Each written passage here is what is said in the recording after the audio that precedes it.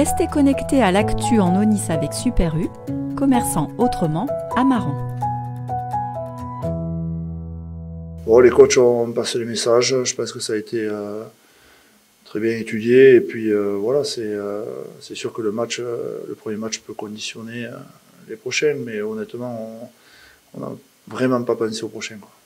Bon, on a eu du mal à mettre notre jeu en place, ça c'est clair. Le point positif ça a été la défense. Après, match un peu bizarre quand même, on rentre très peu dans leur 22 sur la première mi-temps. Voilà, je pense que la domination du terrain était pour le Racing. Après, on n'a pas craqué, on a été très solidaires et c'est ce qu'il faut retenir. À l'extérieur, il faut toujours décupler les efforts et être très solidaire. Ce qu'on a senti surtout, c'est que, j'ai pas le nombre exact, mais les mêlées ont quand même haché le jeu et surtout la première mi-temps.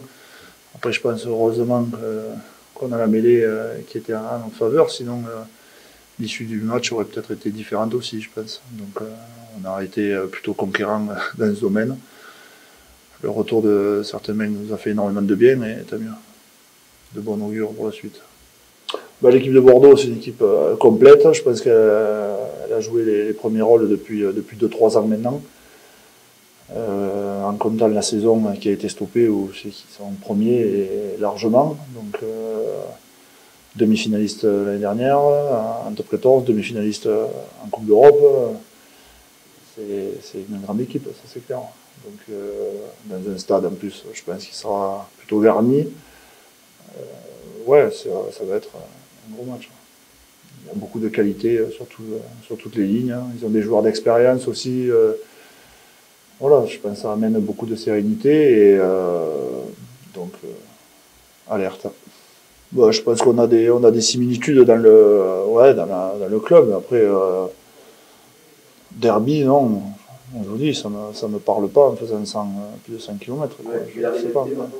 Rivalité, oui, tu peux en avoir forcément.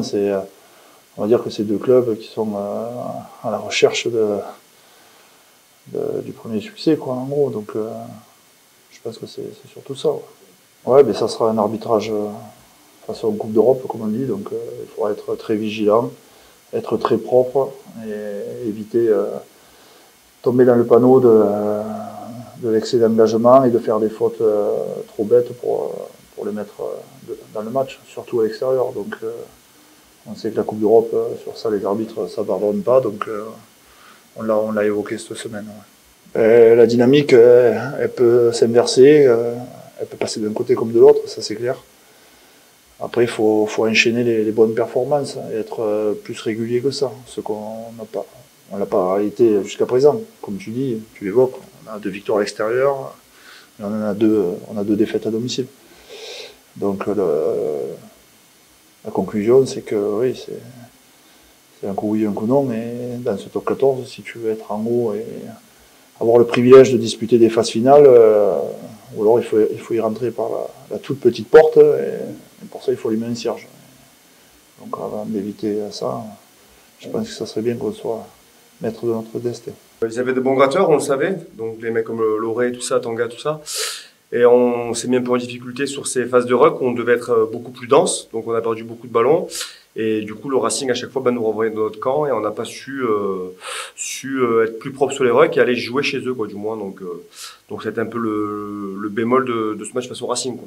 Des jeux au pied un peu haut, hors des 15 mètres, donc automatiquement, ils ont la possibilité de faire une passe et de se retrouver au milieu du terrain. Donc derrière, on est vite en danger, on repart vite en contrôlant, donc on repart du terrain, ça remet le Racing dans l'avancée. Donc ouais, il faut qu'on soit plus précis sur nos jeux au pied de sortie de camp et essayer de mettre l'adversaire sous pression. C'est une équipe très complète, on l'a vu encore aujourd'hui à la vidéo. Tout ce qu'ils font, ils le font plutôt bien, ils n'ont pas trop de points faibles. Donc voilà, il va falloir vraiment rester bien structuré, que ce soit en défense et en attaque.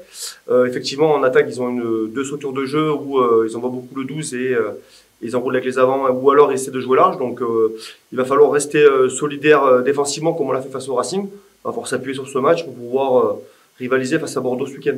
Je pense qu'il faut qu'on reste connecté surtout le 10, le 12, le 13, l'ailier, les 4 sur la ligne à être ensemble et essayer de les mettre sous pression parce que, comme je l'ai dit, ils jouent un beau rugby, un rugby avec de la vitesse.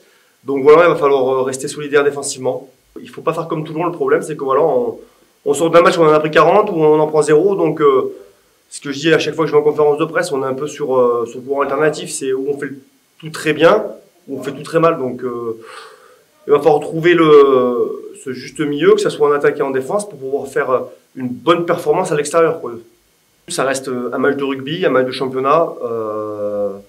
Certes, on va chez le second, donc ils sont quand même beaucoup mieux classés que nous. Nous, on sait l'importance de notre survie pour pouvoir se qualifier. Ça passera par des matchs à l'extérieur. On a un calendrier qui est peu favorable pour nous pour pouvoir se qualifier. On va se déplacer à Lyon, on va sur le Stade Français, on ira à Toulouse, tout ça. Donc, ça va être compliqué. Donc, ça passe par une bonne performance, mais que ce soit à Bordeaux ou une autre équipe. Hein, c'est surtout pour nous ce qu'on veut pour pouvoir prétendre se qualifier. Donc, on verra ce qu'on veut y mettre, dont la 300e de Romain Sazi ce week-end. Tout va passer par peut-être cet événement, mais surtout espérer décrocher une qualification à la fin de l'année, quoi. C'est ça le plus important.